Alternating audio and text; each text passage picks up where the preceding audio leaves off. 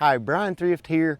I love picking up the big stick and fishing heavy cover. My favorite bait for doing that, the 4-inch Demiki air crawl. I'm going to show you how I rig it, how I use it flipping grass, flipping boat docks. Anytime I'm in a situation where I need a big rod, big line, and getting in heavy cover, the 4-inch Demiki air crawl is what I go with.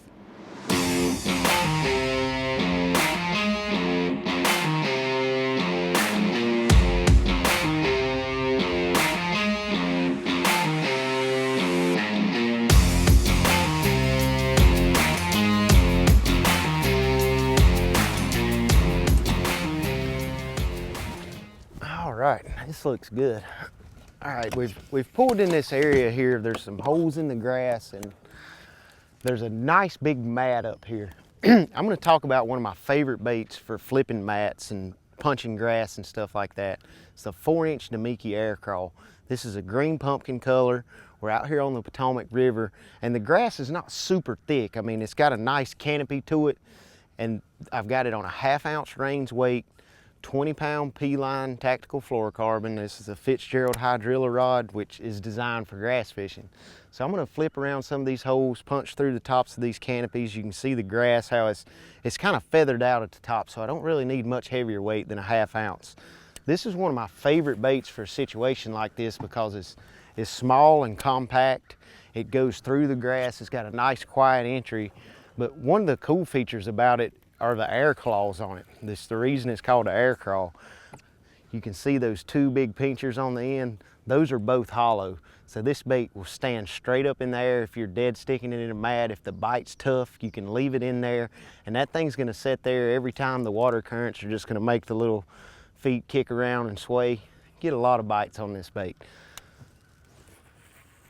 But what I'm looking for when I'm fishing grass like this that's not just a massive mat, you can see how there's little feathered clumps, and I want to take that 4-inch air crawl and I'm going to put it right in the middle of the heads of that milfoil. You can see the clumps in there, and you just want to drop it right in the middle of them and let it go right down through the top of them. Let it go to the bottom, and I may let it sit there 3 or 4 seconds, something like that, on the initial drop, because most of the time, 90% of your bites are going to be on that initial fall when it first goes through that clump of milfoil or that hydrilla. And if I don't get bit then, I may hop it once or twice, pull it up to the top and shake it a little bit. If I don't get bit, I'm winding it in and making another presentation. Because to me, the whole key to flipping is you're fishing slow, but you're picking the water apart thoroughly. I mean, you're making a flip at every single target you see around the boat. But since most of your bites come on that initial drop, you can still cover a lot of water doing it because you're making a lot of presentations. So keep that in mind when you're flipping. Make sure that you make as many casts as you possibly can, because those fish are most of the time going to bite it on the fall. So you can just cover water, flip this thing around, and it gets you a lot of bites. You know, I've got the hook here I've got it on, I think this is a 5/0 Gamakatsu heavy cover flipping hook. It's got a nice keeper on the back of it there, stays up in the bait. You can see the profile of the bait. So a lot of flipping baits are huge, and you have, or not huge, but the bodies are thick, and you've got to drive that hook through a lot of plastic. But you can see how thin this one is. You don't have to drive the hook through as much plastic. I get a lot better hookup ratio on this bait just because the way it's designed. All right, guys, I'm going to show you kind of the setup I use, what situation I would use the air crawl as far as my setup is line, choosing braid or fluorocarbon. My general rule of thumb is if I'm fishing cover that's thin enough I can get away with a 1/2 ounce weight, I go with fluorocarbon. If I'm using bigger than a 1/2 ounce weight, I tend to go more with braid. So anytime I'm punching, say, hyacinths or real thick matted hydrilla, that's when I'm gonna go with the 65-pound P-line TCBX braid. And if I'm flipping laydowns, thin grass like milfoil, like I was here at Potomac, I'm going with the 20-pound P-line tactical fluorocarbon. I've got this bait on a 7/6 Fitzgerald Okeechobee rod. It's my favorite rod for flipping because it's got a lot of power. I can get those fish out And the 20-pound fluorocarbon, everybody would think, God, you're using a rod that heavy and that big and using 20-pound fluoro. This tactical stuff is super strong. Never had an issue with line failures. You're setting the hook on a fish that's 20 feet from the boat as hard as you can, and the fluorocarbon doesn't fail. That's good stuff. That's why I use P-line. But I've got it on a 5/0 Gamakatsu heavy cover flipping hook. You can see the knot. I've got it snailed up on the hook there. So what that does is that allows that hook to stand out. So when that hook sinker slides down to the line, it's going to stick that hook out like that. So when you're setting a hook on a fish, 90% of the time you're going to get him right through the roof of the mouth. 3 of my main colors for this, especially in a clear water grass situation, I'm using watermelon candy, a green pumpkin magic, and a green pumpkin purple.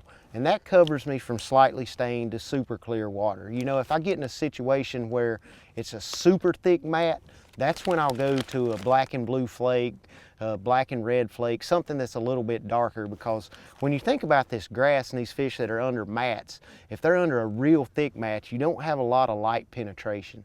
So you want a bait that's a little bit darker that those fish can see. And the good thing about this air crawl, the claws float up so they can feel that bait down there. They feel it moving under that mat. So remember, super thick mats, dark colors, thinner mats, clear water, go with your green pumpkins, more natural colors. These tips will help you catch more fish anytime you're flipping, guaranteed. Make sure you hang around, check out the next couple of videos. It's gonna be awesome. All right, I've flipped down this flat for about 100 yards, and you know, flipping's all about being stealthy, covering water quietly. I mean, you're up close and personal with these fish. You're making 15-foot pitches, snatching them out of grass on heavy line and a big rod. One of the keys to being stealthy is I've seen a nice little patch of mat. I mean, there's a lot of targets right here around the boat. That's when I'm gonna put my power poles down and I'm gonna sit here and I'm gonna flip every single thing I see around me. I mean, I've got grass right here, there's a log over there. I'm not gonna move the boat until I feel like I've made a presentation to every single target in this area. Without power poles, you couldn't do that. You have to hit the trolling motor. If the wind's blowing, you're moving around. But with the power poles, I can sit in one spot, be more efficient, and cover the water better than I can without them. One cool feature about the air crawl is, you know, its namesake. I mean, it's called an air crawl for a reason. It's actually got the air pockets in the claws, and I'm gonna demonstrate it for you so you can see what it looks like under the water. This bait will actually float up. You know, I'm just gonna set it in my hand and you can see what those air pockets do to it. Again, I've got it on a 1/2 ounce weight, a 5/0 hook, and you can see how it's just laid in my hand. You know, my fingers are 3 inches under the water, but those claws are floating up to the surface. You know, if I go all the way under the water, it's standing straight up. That makes this bait my favorite flipping bait and an awesome bed fishing bait, as you can imagine. It's my #1 go-to bait for bed fishing for that purpose. But also when you're flipping mats and you get in a pressured area, you want a bait that's different. Everybody's flipping a beaver style bait or something like that. I can go behind them with this air crawl, fish it slower, dead stick it, shake it in a mat, and I can go right behind those guys and get bites that they miss just for that purpose, because it's different, something the fish haven't seen before. You know, the Mickey air crawls put a lot of fish in the boat for me. I'm sure it will for you if you'll give it a shot. This air crawl, you know, it's one of my favorite baits for a reason, because there was this one time at Okeechobee we were fishing a Costa Series event, you know, and we're up on the north shore of Okeechobee. You know, that's the most famous area of the lake. So if you've got a 200 boat field, there's 180 boats up on the north shore fishing around in the open hydrilla, fishing mats, flipping mats. So that's the area I chose to fish in the tournament. And I pull in there the first day and there's, you know, one little mat that may be 100 yards long and 50 yards wide, and there's like 10 boats going in a circle around it. And I'm like, man, I knew it was gonna be like that, but I was hoping there was a chance it wouldn't be. So I picked up this air crawl. Everybody's flipping black and blue beaver style baits and stuff like that, because, you know, history on Okeechobee says that's what you do. You flip the black and blue beaver.